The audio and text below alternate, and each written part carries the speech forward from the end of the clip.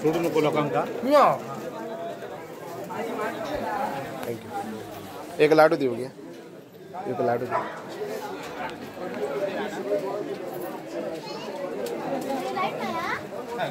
Thank you.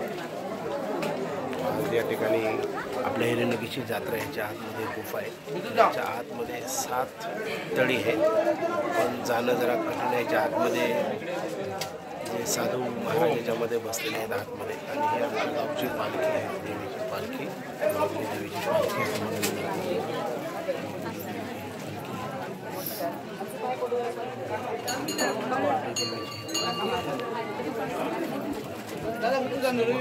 ग्रामस्थ या ठिकाणी जमलेले। या ठिकाणी देणगी कक्ष आहे, देणगी कक्षासाठी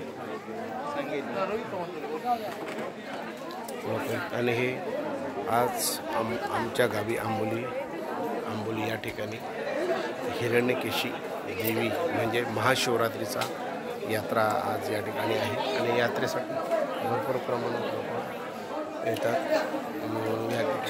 भरपूर प्रमाणात लोक या ठिकाणी येतात, तुम्ही बघू शकता। आज दर्शनासाठी खूप गर्दी आहे इथं, दर्शनासाठी तुम्ही बघू।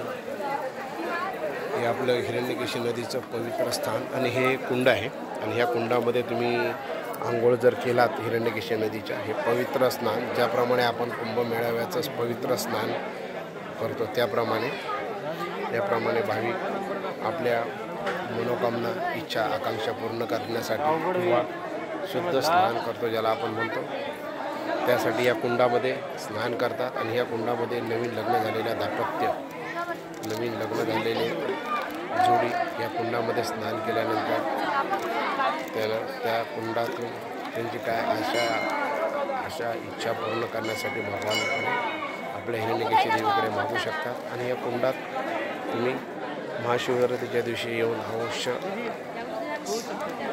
ज्याला आपण म्हणतो एक पवित्र स्नान करून इथं हे यावी। ही बघा भाविकांची रांग या ठिकाणी लागलेली आहे दर्शनासाठी, या ठिकाणी बघू शकता।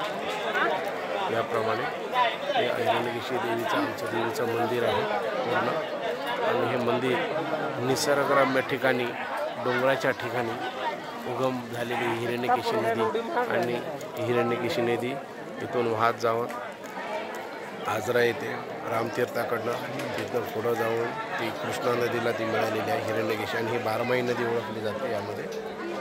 आणि प्रचंड भाविकांचं या ठिकाणी रांगेमध्ये उभे आहे, आणि या ठिकाणी देणगी कक्ष आहे, देणगी कक्ष या ठिकाणी भरपूर भाविक या ठिकाणी उभे आहेत, आणि भाविकांची रांग लागलेली या ठिकाणी। आणि